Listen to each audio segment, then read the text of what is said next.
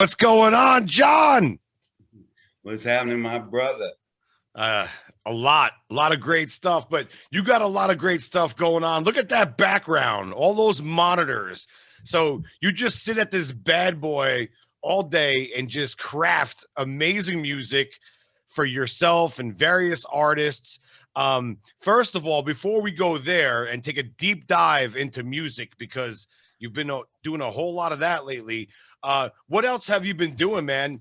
You watching movies, TV shows? What's been keeping you busy, my brother? Don't have time, please, really, brother. But I do keep my favorite music documentaries and stuff. Maybe Once Upon a Time in Hollywood as well. A little Departed, a little Casino, little Goodfellas, little Pulp of Greenwich Village. Oh yeah. What You do you need know, that fancy suit for, Charlie? You ain't got no yeah, job to wear it to. Charlie.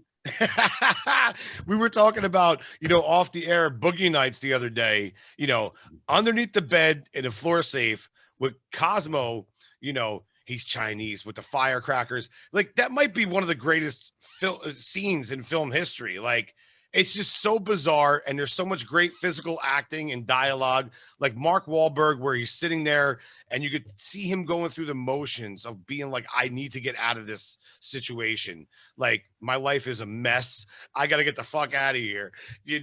But our lives are not messes, which is great. And congratulations on both of us. They have been though in the past.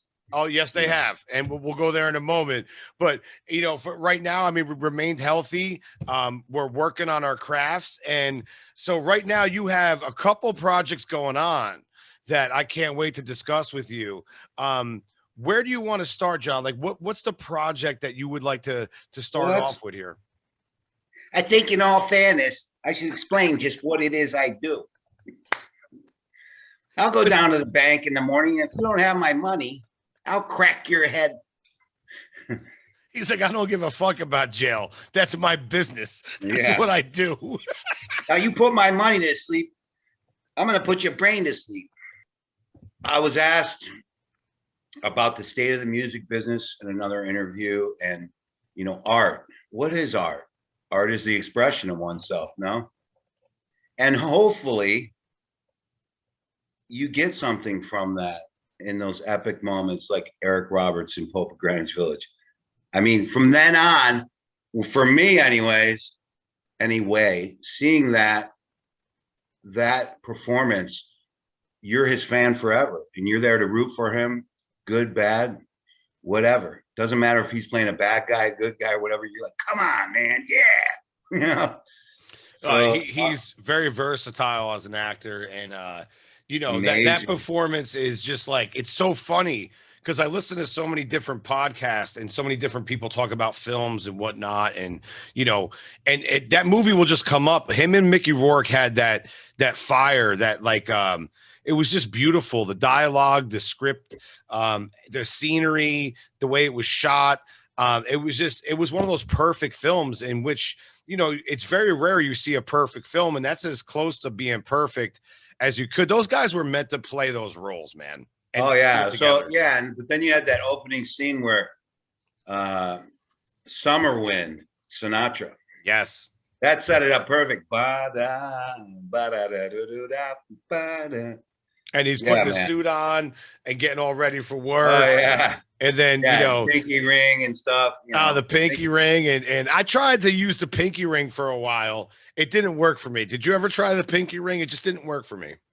I mean, I Okay, don't it do works the for you. gangster pinky ring, but I got some garb. I got a little garb here and there. It makes you Yep. feel like somebody every now and then. Like exactly like I don't ever recently. leave this room, but it feels like somebody. So let's talk about this room. First of all, those monitors are amazing. You have like so many different things going on at the same time. So for those that are listening through the audio feed, let me explain what's happening back here. There's a huge monitor, which I think is his control board, and then there's, I think, another two screens underneath Blessings you. from my mother. Yeah. Blessings from my mother. Yeah, she was worried about my eyes because I put in these enormous hours in front of this stuff. And absolutely blessings to your mother. John just unfortunately lost his mother recently, and our hearts go out to him and her and his family and everyone that knew and loved her 100%.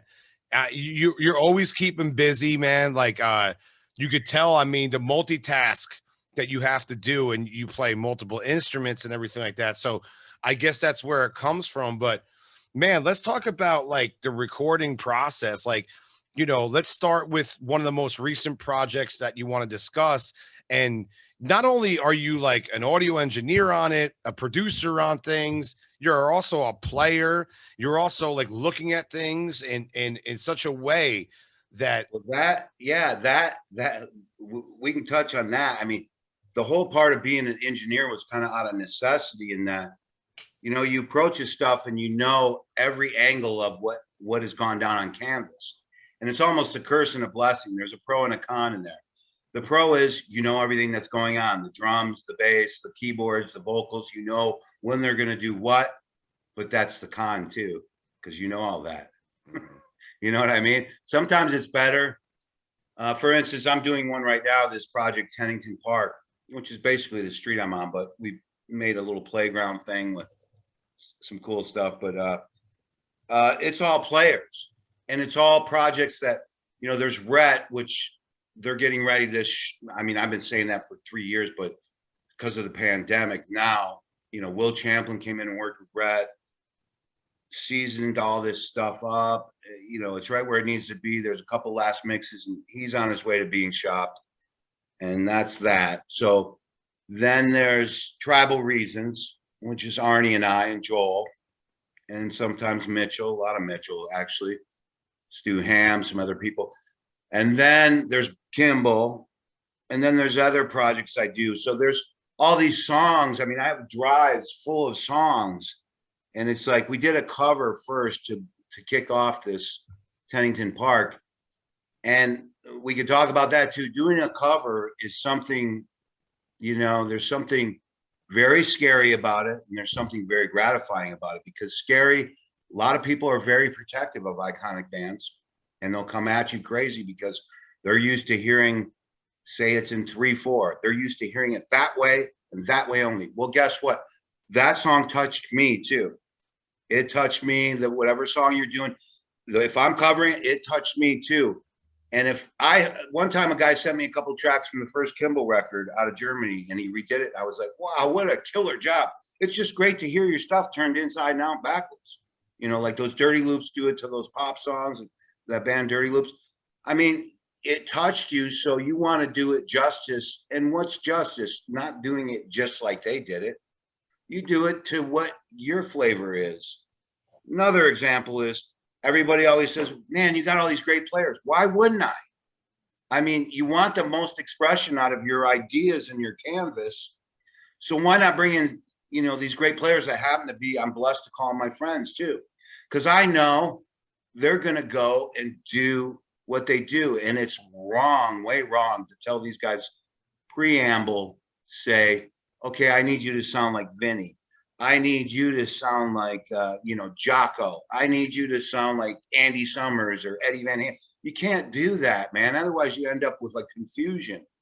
You let these players play, and then you talk about it in the end if there's something, minor details to work out. But that's how you get the most expression out of your stuff. So the first song is a cover, and I feel really good about it. I'm not in this for the money, obviously. We're in this for the joy of doing music. And hopefully it makes somebody happy, or they feel a moment. And, like that first Kimball record, I used it at my funeral, or my dad's funeral. I used it at my wedding. I used it at my daughter's bat mitzvah. I used it here, there.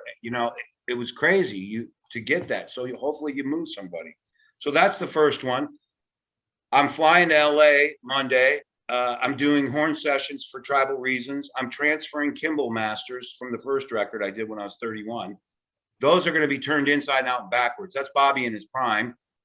I'm going to be talking with Bill, because he's probably going to be he is going to be doing the vocal contracting, the background vocals. Those are all going to be redone and rethought out. And Tony Lindsay from Santana, Jeannie Tracy, Larry Batiste, all the killer background singers that were on that first record are coming back with Bill. And we're going to make it an epic moment, because that was my first record. Another question that's come up, Why would you go back and do that? Because I can. And you want to. There's that an record was expression. stolen. That record was stolen from me, dude. I mean, it was literally stolen. In fact, 2 months ago, the label that it wasn't their fault. The guy that was managing Kimball and Bobby kind of knew too. I was a little disappointed in Bobby. We cleared the air since then, but they mowed me over and took that. My name was signed to a record contract without but they took that and ran with it. This label reached out 2 months ago and said, "Hey, we want to know where to ship your gold record." There's an expression that, no piece of art is complete. It's just abandoned. Like you could always go back and go over the labor of love. And, we learn things over time, and hindsight being 2020, technology gets better. And there's so many different things you could actually do. Again, with the hindsight, and then bring in other musicians, like, because at certain points in time, we all do things. I know about this, where my production cost to do an album was very low. So I couldn't have the means to do something. And I do that with, my guy, Bill Lau right now, who's an amazing guitar player, great singer, songwriter, and we did stuff back in the early 2000s. I'm like, we have the technology now to go back and not even take the original tapes, but just redo everything, but do it the same way, but make the technology and the sound bigger. I got to ask you a question, my brother. Where do you get all this energy from to like work on like 20 projects at a time? In Dallas is where I'm at right now. I'm at my sister's. Her husband died. And sorry to hear mom, that, man. Sorry to hear that. Well, he died 2 years ago, and my mom called me in LA and said, "I need you to go." I mean, I just hung up the phone with her, and she called me right back crying and said, "Your brother-in-law just died." And here was my sister here. Both of my sisters live in Dallas. And so she said, "Will you please come?" And I came immediately. I drove here. It was 2 Thanksgivings ago, and she's got a huge, like 6,000 square foot home. And this area up here is like a little mini apartment where the studio is. And then my room is on the other side of upstairs. But, it's worked out for both of us. She doesn't feel scared at night, not that this neighborhood's real scary. I guess it could be if you wanted it to be, but I came here. So the pandemic hit. So what do? You just grind it out and you work every day. Then mom died. And then I'll take you around in a minute and show you some of the. Yeah, I'd like to see it, man. Well, I got my grandfather. My grandfather was an iconic in my life. And bless all those grandfathers out there that are the iconic figure.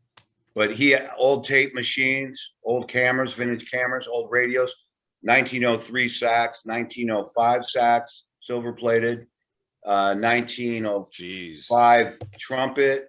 What? Cornet. My dad's old record, Stan Kenton. One of the first 10 Toto 4 records printed. Damn, this is crazy. This album of my dad's music for cards. They couldn't say sharps back then, so they said sharps, card sharps, and wise guys. I got to show you. Hang on. Let me see this over here now. I never even heard of it, man. And I was like going through my dad's records, and I just started laughing. That's a badass album cover. Like, hold that up a little bit higher. Oh, dude, like that is just so badass. Music for wise guys and boosters, card sharps, and crap shooters. That takes me back to my grandmother's house back in the day when I was a kid, and I'd sneak down to the basement, and my father and all his friends were doing like some kind of card game down there, and you saw these beautiful glass bottles with like things that didn't look like soda, things that didn't look like juice, things of that nature, and an ashtray that just probably had 1,000 cigarettes in it, literally. For this poker game, like literally just 1,000 cigarettes in it, and cigars, and they just those were amazing times, man. Remember when you could actually like do shit like that where it's like free to smoke? And dude, last night I remember smoking on a plane, man. Remember that? Yeah, I've seen it. 18 years old, dude. That's how old I am. Last night we went out, me and the wife in Vegas. We went out, played some video poker. You don't have to wear the mask at bars anymore. And I gotta be honest with you. Well, I'm vaccinated, so I mean, I guess we got the green light to not wear a mask. You got the green light. So but it didn't really matter to me because I'm just in here, man, nonstop. Yeah, you're in your own bubble.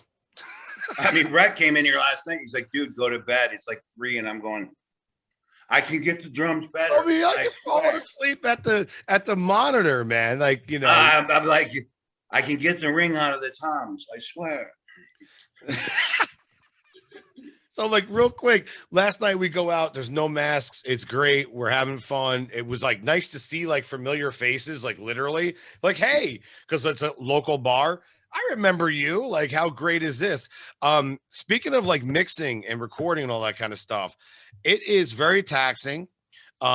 We actually exchanged stories before off the air, John, about like women, you know, girlfriends, wives wanting to come to the studio, and I want to be a part of the experience.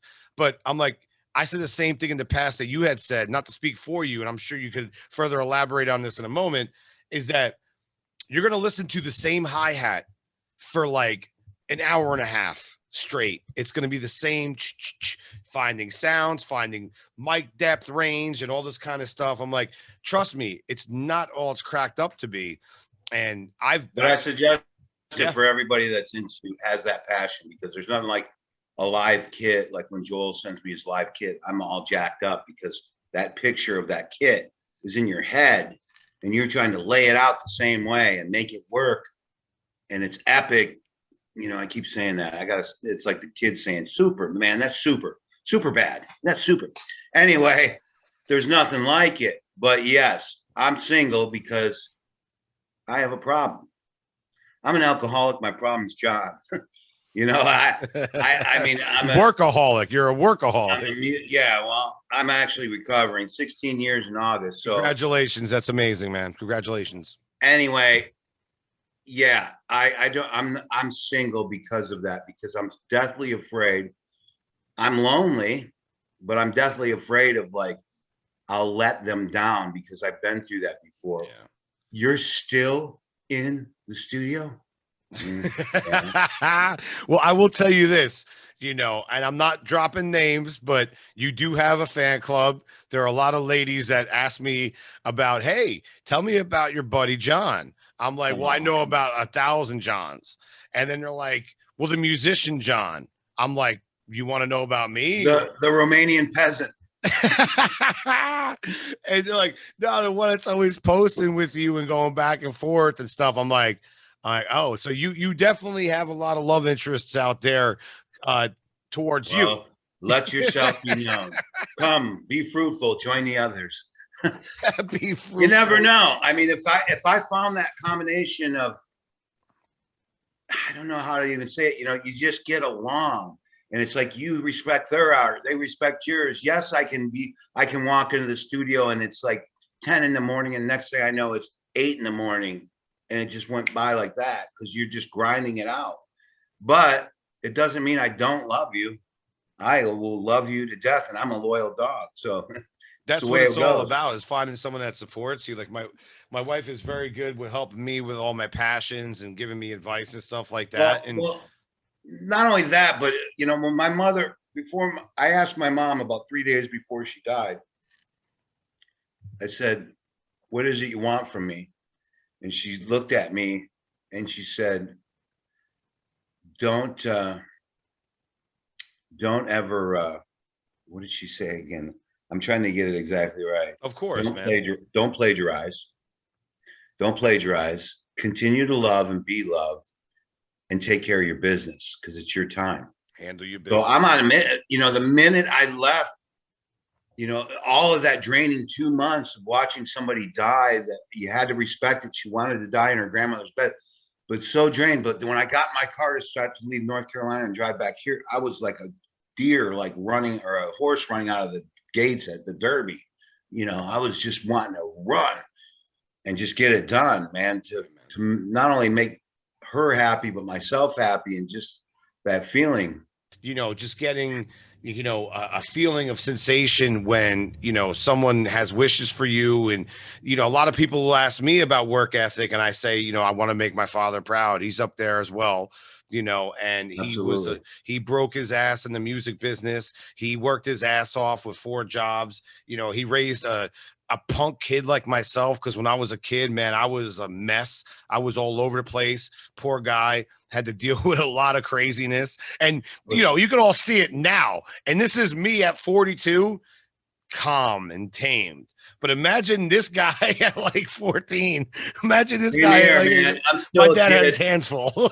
I'm still a kid, man. I still cut it up. In fact, a Yeah. lot of us that work on this music together, we got inside jokes. We got stuff going on. We got mimicking. We got, the Wahlberg Boogie Nights.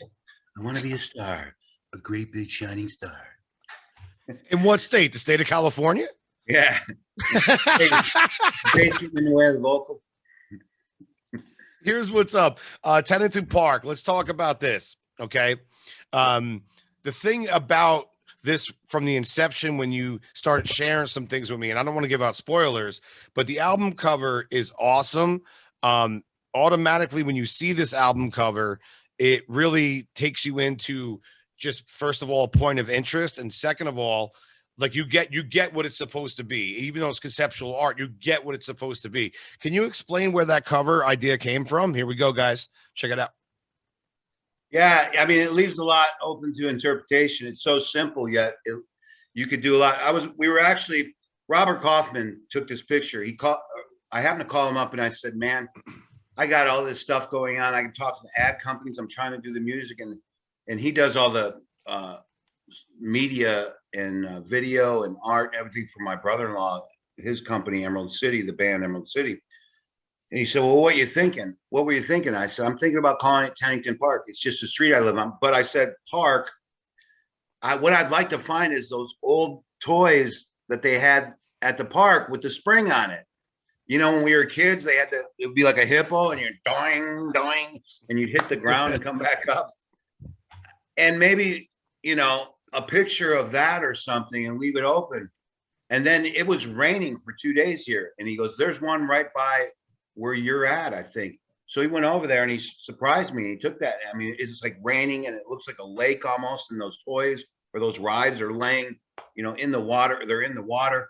And then I was thinking to myself, oh man, I probably should have taken one of these old rickety bases and laid it against it. Or he was like, no, maybe a laminate. That would have been cool, putting a laminate around the animals' heads. But it is what it is. It's like, this is our playground. It's mystique. It's, leave it open to determine, interpretation. Next ride, next person jump on the ride, whatever, take over, because the first track, Rhett sings. The first one, Rhett's featured on it. There's going to be some Bill. I think Vicky Thomas. There's going to be a bunch of other people, and I'm trying to keep it down. But I want to talk to Bill about a track when I get there. I'll be with him starting Monday. So, I'll be talking to a lot of people. I can't wait to hear it, as well as Tribal Reasons. That's been a project that's been going on. Yeah, but you put a lot of labor of love into it. You want to do something that's been around for 4 years or something. Right. It just, people say you take so long, but I got so many things going, and I'm an imperfect perfectionist. That's my curse. I get it. I just, sometimes I can't let go. It's like, it could be that much better. The drums, the bass could be that much better. And I'm searching. I mean, a lot of guys go, hey man, what's your preset layout? Plugins. Some of the older dogs, they call them boomers, like myself. I was called that the other day. Oh yeah, you just pull up a preset and you're off and running. No, I don't, man. I don't. I literally will go through. I don't have one set of plugins for a vocal every time. Yeah. I go in and shape it from the ground up, man. Sorry, I dropped my glasses. No, you're good. From the ground up. I pick a different reverb every time. I pick maybe a room and a plate and a delay and a longer delay and this and that. I do all kinds of things. Like with this track, it's all from the ground up. Otherwise, that subject, I got to touch here both. Okay, so here we are in a time in the music industry where you remember, like in the 90s, for you, it'd probably be the 90s. You remember when like Metallica and everybody came out, everybody's sounded the same.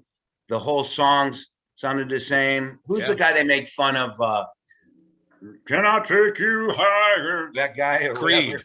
Yeah. You know, everything. He was trying to be Pearl Jam. He was trying to be a Pearl Jam guy. Yep. Everything sounded the same for a while, right? Yep. You know? Yes, sir. Absolutely. Okay. Nirvana. Look at how many people bit him off. Bush, Offspring, you know, which they're all great, you know, in their own right. They wrote some very good songs, but let's face facts. Everyone was just borrowing. Like, and as musicians, excuse me, John, you know, we do that. But the thing is, it's like, not the musicians. These were just like, identical. It's the producers. Yeah, well, it's the sound. We got to get that sound. We got to get this sound. Yep. That's where the identity's lost. But I'm not. What I'm saying now is that the only blessing about today's time right now is that there is so many songs being released, thousands a day, hitting every streaming service around the world, around the globe, that they don't have. They might try to copy Max Martin. They might try to copy a Pharrell. They might try to copy, you know, whoever the producer is on whatever project, but they're never going to do it. You know, there's just so much out there. Now, that's the blessing about it. What is the curse about it? The curse is there's way too much music. Okay. Can you imagine? I can only think to put it this way, that maybe the people that watch this and yourself, I know you get it, but this is probably really, truly the metaphor that'll get you. Could you imagine every guy in their own camera was given a camera, and every guy was given a green light to have their movies put, no matter who you are, no matter if you're the father down the street filming his kids, you're allowed to put that in a movie theater every day. Do you think we go to movies anymore? It's like legalizing drugs, you know. They didn't get that, but the minute you legalize it, everything goes down. So could you imagine? We have Netflix, okay? We have that medium, but it's still policed.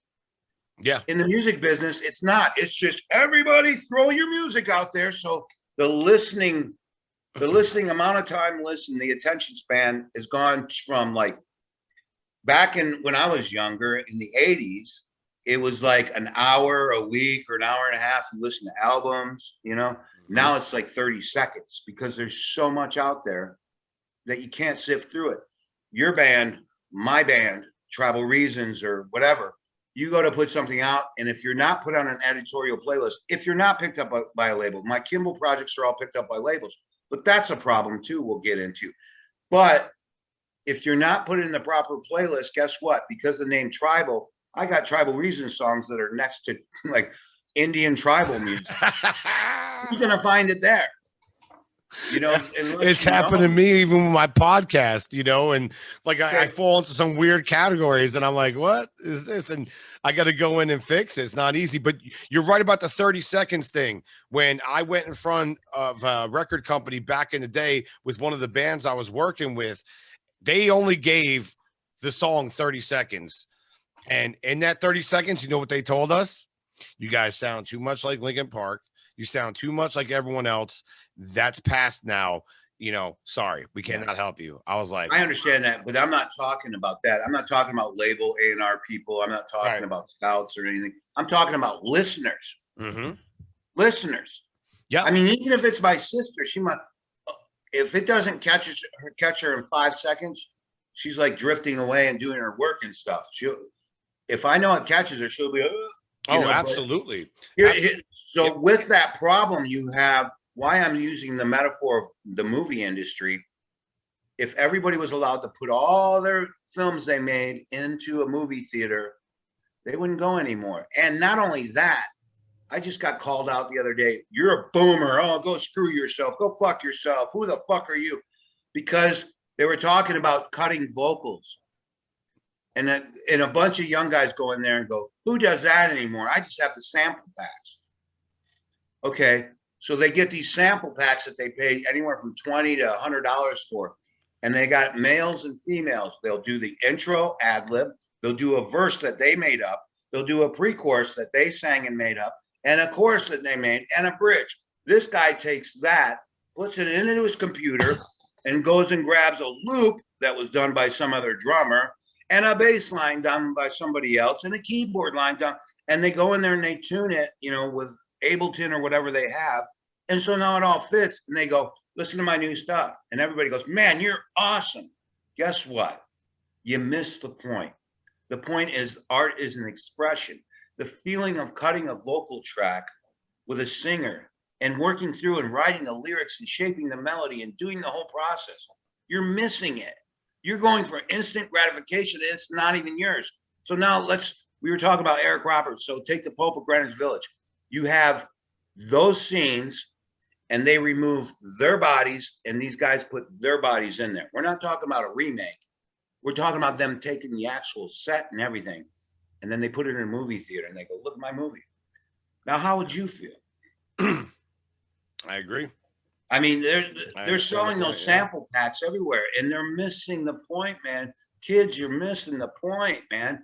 There is something so great and intimate and so colorful. And I can't even explain it more. When you write your own song, when I'm sitting here mixing one at night and I go, wow, that really is good, man. If I pasted it up there and went, oh man, that's awesome, and moved on, because you don't get that feeling of creation. It's an absolute natural high when you write a song, when you write anything, lyrics, and it comes across the way you want it to be, conveyed, and people get it. Or you put a song out there and someone reaches out to you and they're like, wow, this song's really good. Or even for me, when I do like a podcast and someone's like, yo, this really was excellent, like I learned so much about someone I really care about, whether it's a boxer, athlete, musician, and it's wonderful to get that kind of reception.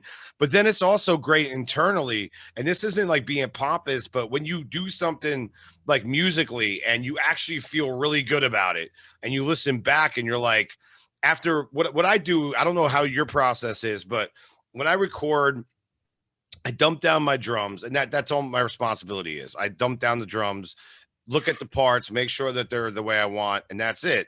But I've heard the song like 100 times, during the process. So then I get away from it for like a week or two, and then I go back and listen with fresh ears. Like now I'm going to take myself out of it and listen to the song. And as a music fan, do I like this? Is this something I would love? And then when you get that response, like the call and answer to your brain, that's the best feeling, because it's like, okay, this was as good, or if not better than I remember it. And then there's sometimes I think something's good and then it's not as good. And sometimes I think something sucks and it's awesome. It's weird how that works. Yeah. My meter is the morning after, because you'll get in a point where you warp your brain. You've listened all day and all night. I've learned now the hard way that I got to set it down. I've been going to bed about 7 in the morning. Or whoa. 6. What Last night it was 3:30. What time do you wake up? Noon.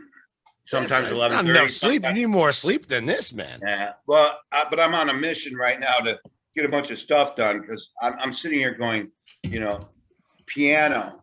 I want to sketch out my new solo record. I got a billion ideas, but I got to finish all this stuff. I got other ideas I'm thinking of, and I just can't. There's not enough time, bro. So what I was saying is that I'll do the morning after listen. I'll go to the car. Usually I'll go to the car and take a ride around the block, and I'll go, wow, man, you were way off, dude. Yeah. You are not even of this planet. You need to go back to bed. or you'll go, that's a magic moment, man. I mean, that's the whole thing that you do. I mean, I try to create a space here. When you work as a producer, you're creating an environment for people to go off a cliff, to let themselves be vulnerable. And it's the same in the movie business. A director's giving them an opportunity to be vulnerable and do their art. And people will know if it's not genuine. They'll know. Oh yeah. I mean, there's a couple wet tracks that I'll still get a tear in my eye. And you're like, how can you do that? Because it was the expression. There was that magic moment of acceleration. And I wrote it, and it's part of my past, and it was hard and this, and there's some tracks of mine, the same thing. That's when I know, like, if I sang it and I know that it could be expressed better, I'll go get another singer.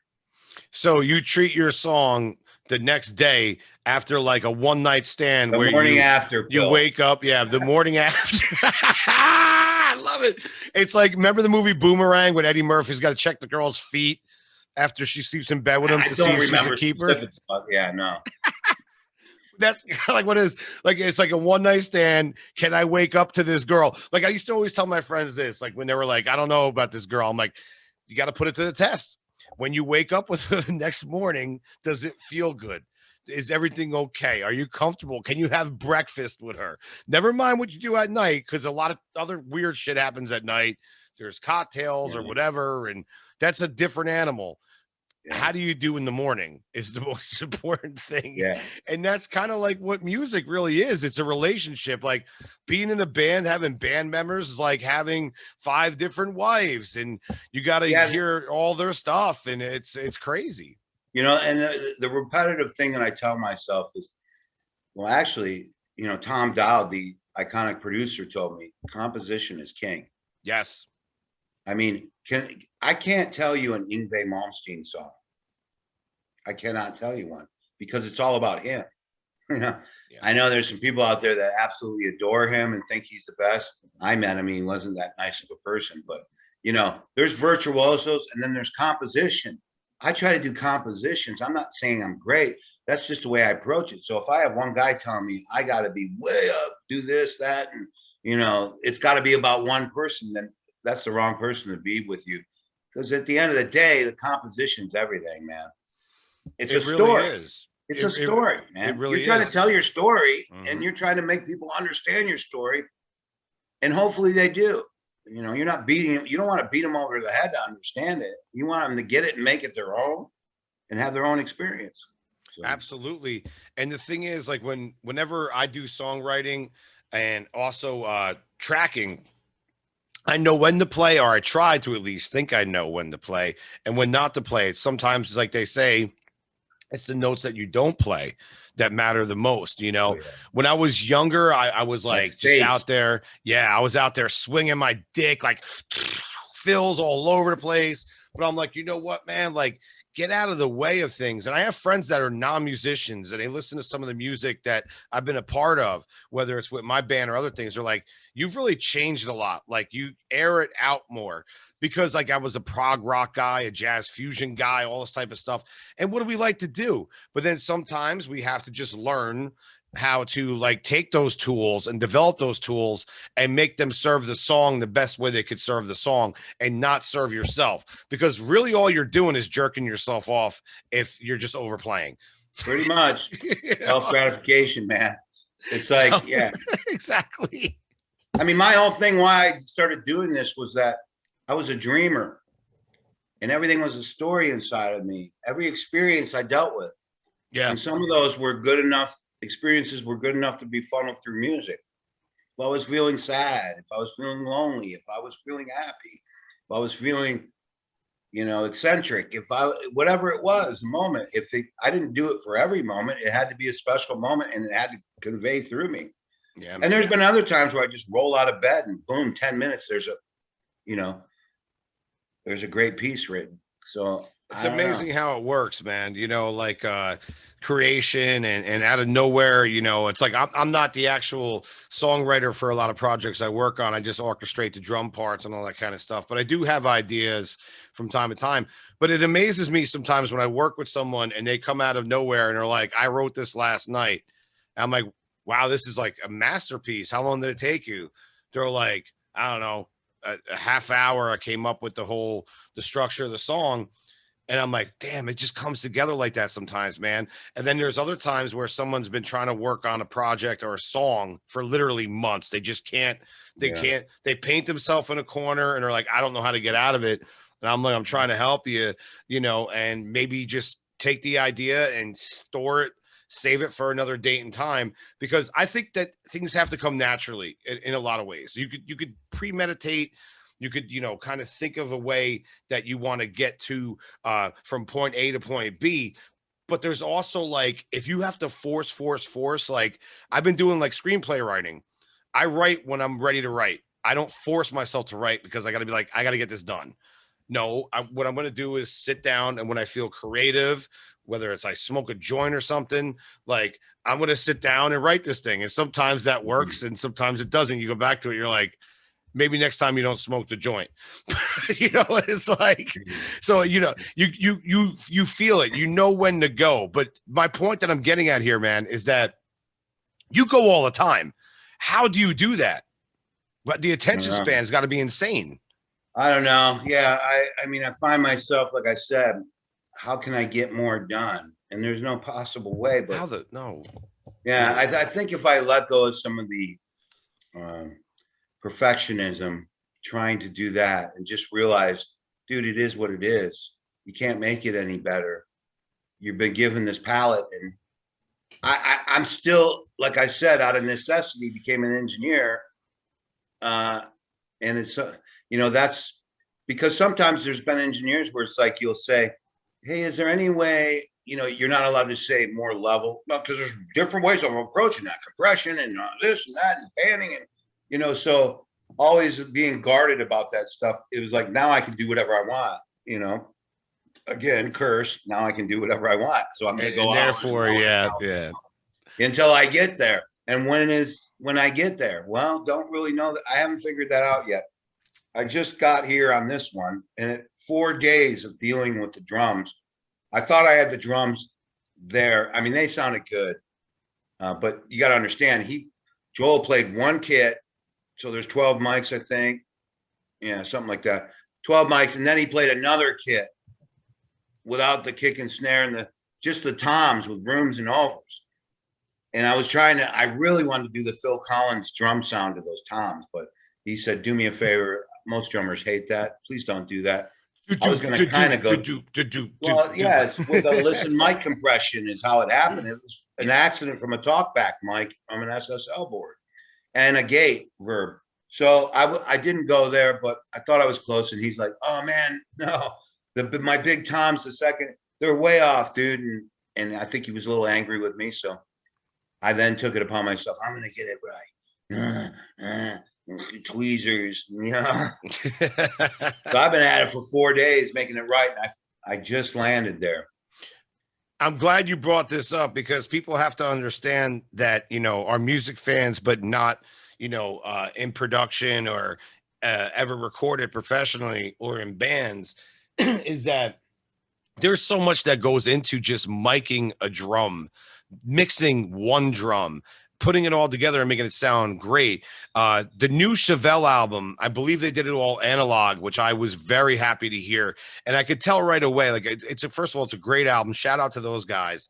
And it just sounded so fat and so thick and rich. Like when I put it on, I was like, man, this sounds great. It doesn't sound digital. It sounds old school. It sounds like really fat and open. And I haven't heard it yet. I'm sure there's a lot of analog processing going on. It's good, man. I suggest everybody in their lifetime, if you're a writer and a musician, at least experience analog one time, because there's something about cutting tape and, tracking to tape and having machines sync together and chain together and the board and that whole experience, man. That was what we cut our teeth, and you got to cut it like it's tape. Like, you got to get it. I'm getting ready to go deal with the first one I did.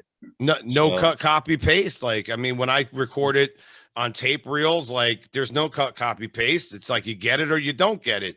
And if you don't get it, then they tell you to get the fuck out. Like that's look at like a movie like Cadillac Records. I think it's a great depiction of what it's like to be in the studio. Like all the musicians are rolling at once. The vocalist is going at the same time the band members are going. And that's a lot of pressure. Like you have to be really good to make everything happen. And if one person screws up, it's like the whole thing goes for naught and they got to do it again. Like that is real musicianship. And that's why like some bands, like my favorite bands of all time, like Rush, Zeppelin, they were good live, like because they could really play, bands like the Doors and stuff like that, even though they were raw, but they did a drummer. Just phenomenal. I think now today everybody's underrated. Playing. I mean, I'm not trying to be a boomer, but it's like now today everybody's playing the tracks. Everybody's got their, tuning on the board for all the vocals so they can do whatever they want. You know, there's a whole different animal. Now everybody's into instant gratification. If they're popular on social media, then that must mean they're a hit. Yep. Absolutely. So I want to transition over to talking about Dallas, Texas. Okay. I've been to Texas many times, Austin, Dallas, San Antonio. The food in Texas is amazing. And so you're out in Dallas right now. Are you chilling with Rhett? You're doing some recording? Rhett's done. He's got tomorrow morning, he's got to track one verse, but it's done. And the person that's shopping is going on vacation for 2 weeks because she had to deal with some amazing stuff in her life, some heartache. So she's taking a break to Hawaii for a minute, but then they're going to court press on that one. Let's talk about Rhett and your affiliation with him and how awesome of a singer he's really become. And, from day one, when I heard him sing, I could tell there's something special. How did you discover him? He's excellent. He's an unbelievable singer. I had come to Dallas. I think it was Dave Barnett and I might have been during the Kimball video, Too Far Behind. I forget the exact thing that went down. But Dave's band was playing in Las Colinas out towards the airport, DFW. And I had to go to catch my plane, so I just went to the gig with him, and then he took me afterwards. So when I went to his gig, Rhett was on the gig and his brother Presley were on the gig, and I was outside smoking a cigarette talking to him. And we hit it off, and then he learned a little about me. He didn't know much about me by maybe talking to Dave and some other people. And then a few months later, or a year later, I think it was, something like that, he was hitting me up on Instagram, the message part of Instagram. He said, "I'd like to work with you." And I said, "Well, just so happens I'm coming to Dallas to track a song that I wrote with Michael Haddad and Steve Fawcett then's on it at Steve's studio." So I said, "Meet us over there. Sing the song. It's called Find the Grace." And he came in there and we filmed a second of it, working through it on a piano or on a keyboard. And I mean, the kid slayed it. I mean, you could feel every lyrical word. I mean, you could just feel the whole thing. I mean, you could feel the experience. It was all there, and wow. And it blew up right away. And then a person that's close to me that is a manager heard him and said, "We got to run with this kid." So it's been 3 years, but a lot of things happen. I had back surgery. There's, a lot of stuff going on in the pandemic, but and I don't think, absolutely. Everybody keeps asking me, "Well, dude, you've been working on a long time," but I don't know if it ever actually got its full flush, sanitation, edit. It was meant to happen this way. And then I just brought Will Champlin in. This kid's a genius, man. Will, he's amazing. And they wrote 3 songs together. And Will and I went through some of the earlier catalog together.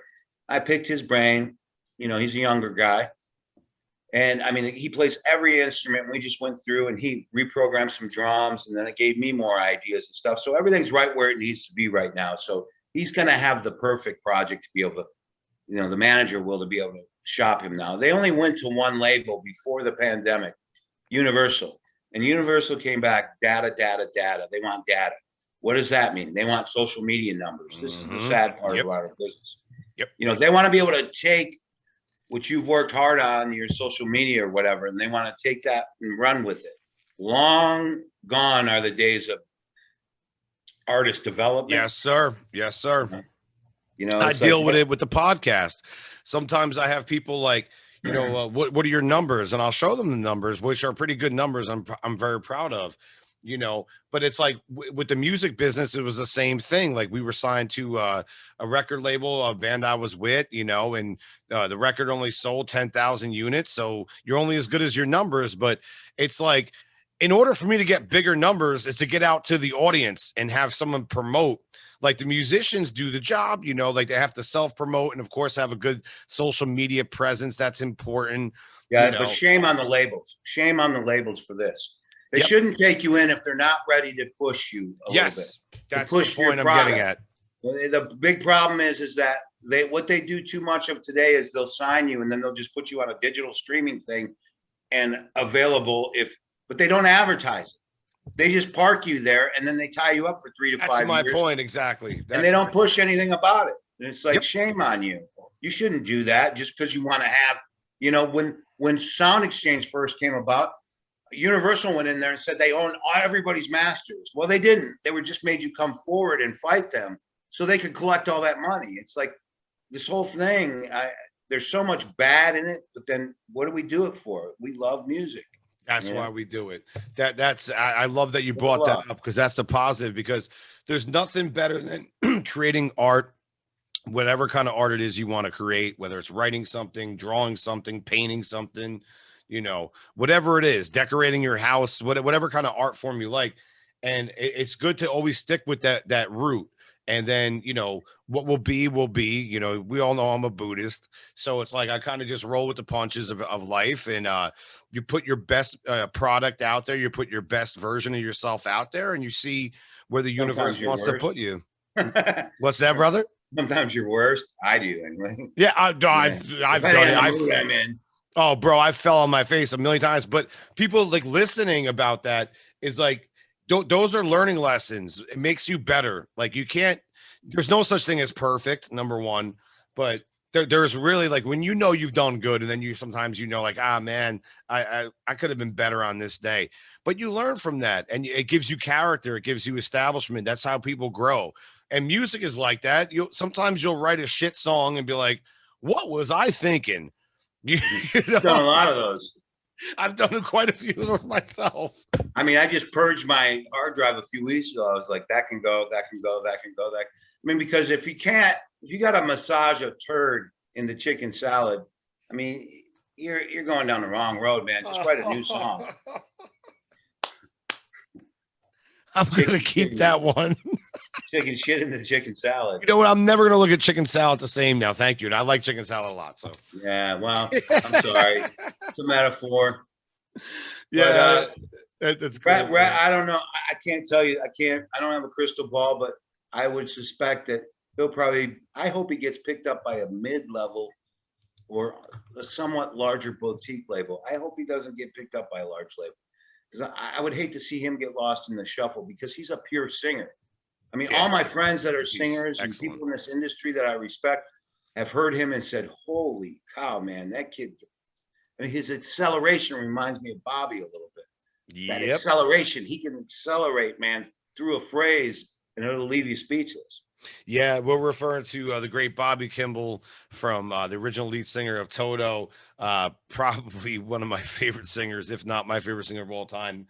Right at Impact, a guy like Bobby Kimball, for those that are listening, I mean, come on, Africa, Rosanna, Hold the Line, but there's so much more to Bobby Kimball than that. And, the experiences that John had with him, and then also just in general with Toto, like there's so many sleeper songs, guys, like so many.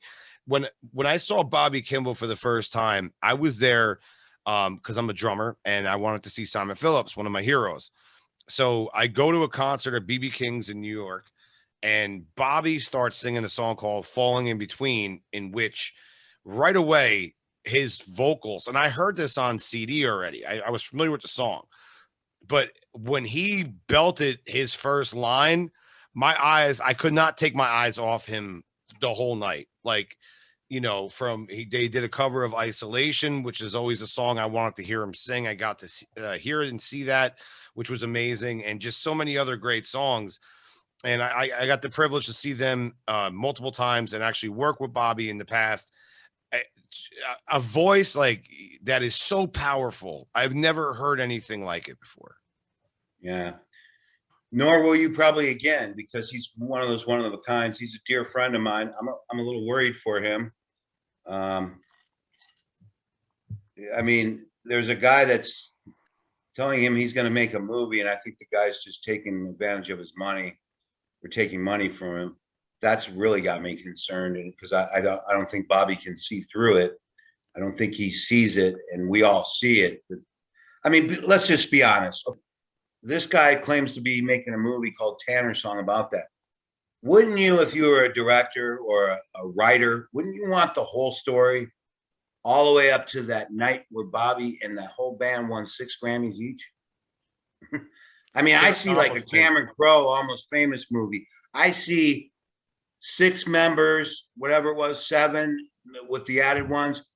I see a start of that movie like boom, boom, boom, boom, boom, That's character boom. arc. Tale of a man, Tale That's of a man starting, and yep. 6 young guys just starting out in life, and then the epic finale with all the pitfalls and Jeff's death and Mike's death and all of the stuff they had to go through and fight, and the iconic Michael Jackson stuff that they tracked, and Cheryl How Lynn they and all met too. How Boss Toto all Nags, met. how they Yeah. met in the rehearsals, and then the epic night of winning 6 Grammys. I don't see some guy just coming in and talking about a guy that taught, or a tale about a guy that taught Bobby rhythm, and that's it. So that's Yeah. what told me when Bobby started telling me about this guy, and I've tried to get a hold of the guy to make sure he's not taking advantage of my friend because he keeps asking him for money, and the guy will never get back to me. But which tells me that something doesn't smell right. Yeah, absolutely. And the third act of every film is like the most, it's character arc and it shows the accomplishment. Like there's the trophies, if you will, at the end. That's Yeah. Rocky winning his belt at the end of, Rocky 2. That's the triumph. Yeah, and there's an iconic story about Bobby in the station wagon with the U-Haul, and it broke down. And Yep, he told me his it. sister-in-law at the hotel, and Yep. I mean, there was some iconic stories there. But Yeah. so if anybody's heard of this guy that's supposedly a film writer, his name's Michael Stiles. I want to know what's his deal, Well, because he might be taking advantage of my friend, and that's very sad. no, The that state is. Bobby's in to be taken advantage of. That's not good. No, that's not cool at all, man. But we look at guys for the history of Toto, a little bit of history. They were all like very brilliant studio musicians that came together, that worked on several projects, and then decided to form a band. Long story short, Jeff Beccaro, obviously, I think my favorite drummer of all time, to be honest. And nobody had feel like him and groove, and he worked on so many different albums. I don't think there's ever been any drummer recorded that has recorded with so many amazing best-selling artist. And Jeff was just like one of those guys that was just so adaptable. And Steve Lukather on guitar, just a master. The whole band, I mean, everybody, they had so many different members. And I preferred certain rosters and lineups more than others, but we can't take away what they've done, all the records over the years. And hopefully at some point in time, man, we could get like a nice, like a little reunion of some sort, and get everyone together, and maybe for even a song in the studio or something, because no, I think more of a sit down and talk. I don't want my friend. I don't want my friend laughed at anymore, bro. I don't laughed at anymore. He's got hearing issues. Let's just call it out for what it is. He's got hearing issues, which led to some other stuff. And I'm really mad at these promoters that keep putting him out there and making money off of him. And then people write all kinds of bad stuff about him because he reads that all. He reads all of that and it gets in his head. And it's shame on them. Shame on them for that. It'd be like taking Henry Fonda in the end when he's like, got Depends on or something, and throwing him out there and saying, go on, wolves, eat him up. You don't do that to people, man. He's got a legacy. You're going to rip that down. I don't want to. I don't want to see these promoters doing that. And then also some things have happened with him traveling where it's not good. And I'm worried about it, man. yeah, I feel you, man. Guys, if you want to look at, and I got choked up thinking about it, because he's a great guy, and I consider him a very good friend too, is that if you look at career of Bobby Kimball, check out Minefields. I think that's one of my favorite Toto albums of all time. The production is second to none. It got nominated for a Grammy for audio engineering, I believe it was, or recording. John, what was it? Audio engineering, I think. Audio engineering. Production, something. Yeah. So we were in the Grammy running for Kansas. The third round is when you get smoked out, when Metallica, Bruno Mars, and everybody comes in their labels and just mows you down. Yeah. You think that's a buy-in? You think they buy that? Something suspicious about it. That's what I'm saying. Yeah. I mean, just look at this last Grammy. I mean, everybody's running around giving this guy that's running it kudos right now. Kudos for what? The fact that he snubbed Eddie Van Halen, gave him 12 seconds, and Chick Corea, and what? I mean, I thought that was I don't mind modern music. I don't mind rap. I don't mind, but some of that was pretty freaking stupid. I mean, it's just really dumbed down. Well, I mean, like, look at the halftime show at the Super Bowl. Like, it's like we got to step up the game here. I mean, Lady Gaga a couple years ago, she was excellent. I really enjoyed her show. I don't mind pop. I love hip hop. I love rap. I love reggae. I love everything, country, whatever. But I mean, let's face fact, guys. Football is a contact sport. Can we get like a rocker band to come out? Like, can we like a real rocker band? I'm not talking. Last time there was a rock band, there was Aerosmith or Prince. I mean, Prince wasn't really a rock, but kind of.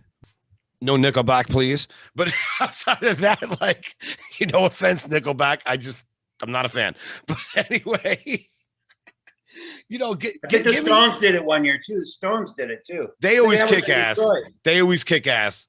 Yeah, but I'm like more of like a modern, and it's so funny because a lot of bands I say that are modern, like I mentioned Chevelle before. Oh, you're into that death metal thing. That's right. Well, not death metal. I like hard rock, like Chevelle I mentioned before, but they're like 30. They've been around for like 30 years now, and Tool even, like, when I think about it, like, ladies and gentlemen, John Signorella.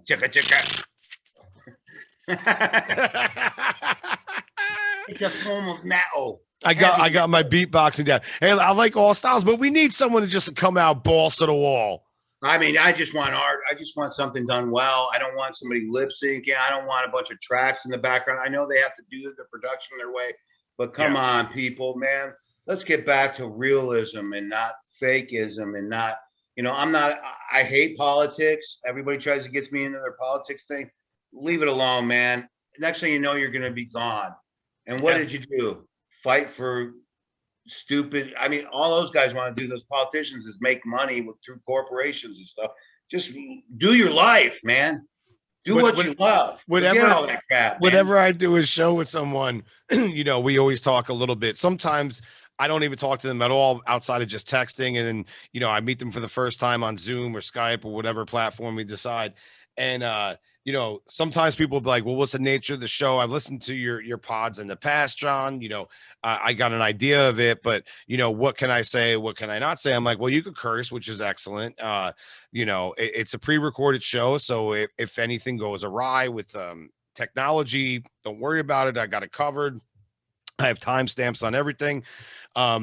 But I'm like, the only thing I ask, I'm like, this is your show, but I always tell everyone, please do not bring up any politics, because it just starts worse.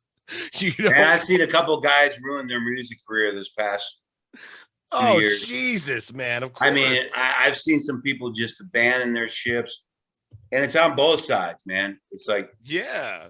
And they go out of their way to tell everybody. They'll go to other people's pages and stuff and tell them how wrong they are. It's like, man, just do your music, man. Stick to the shit. Like, because people, when they tune in, they want to hear what they want to hear. They want to check the guest out. And some people do want to know the political views. Then guess what?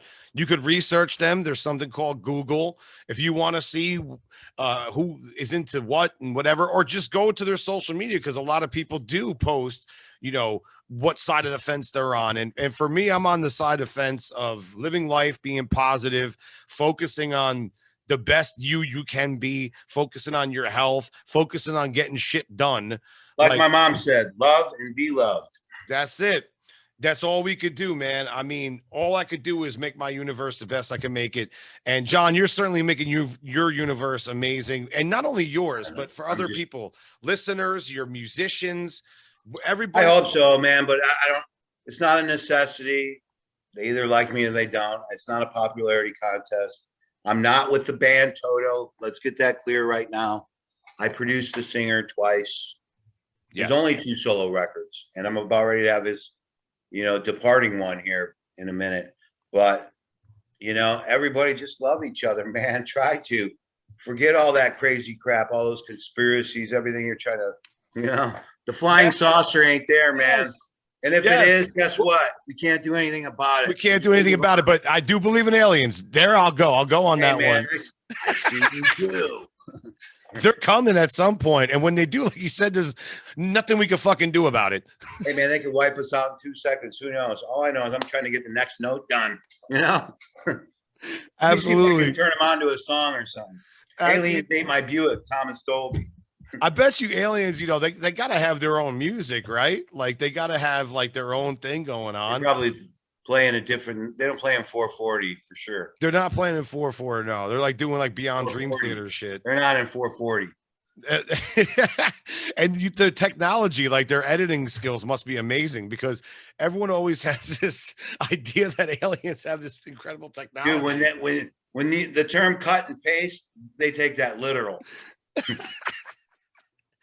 Probably with an anal probe too. Oh man. Oh man, he went there. That, why does it, me and my wife had this conversation because we have weird conversations, especially at night. It's like, why is it always when people talk about alien abductions, why is that the go-to like thing is like butthole probing? Do you have an answer I don't know, for this? man. I don't know. I guess it's just people's fascinations or something. Why are people fascinated with aliens and buttholes? Anyone that's know. listening to this show in the comments below on YouTube, iHeart, Spotify. Yeah, please no anal comments. No, I want to know. See. Oh, you want to know? I want to know what you want to know what the fascination is with the rear end. With rear ends and aliens. Johnny needs to know what's the fascination with turd cutters and aliens. Absolutely. Right. Well, I love that we fell off the rails at the end here. John. All right, bro. I can't thank you enough. The show is going to be up and posted within. Hey, man, congratulations on your new TV show. Oh, dude, thank you, man. I can't wait to share the information with everyone. There's a lot of great actors involved. There's a lot of great experiences to come. It's one of those things that, man, it's great. I'm working on my lines. I'm working on my character. And Ralph Macchio, if you're out there, man, you need to sit down with Johnny Sig. Absolutely, dude. Cobra Kai never dies, man. I'm actually going to be with Sean Cannon, who was in Karate Kid Part 3, training in California in martial arts when I get done with the film production. So I got a lot of traveling I'm going to do. And oh, yeah, dude, it's been a great time. So I thank you for bringing that up. And I really appreciate a lot of people's support. Like the support I've been getting is overwhelming. And it's just something that came together with the acting, and let's roll the dice and see what we get. All right, bro. All right, my man. Congratulations. Thank you, pal.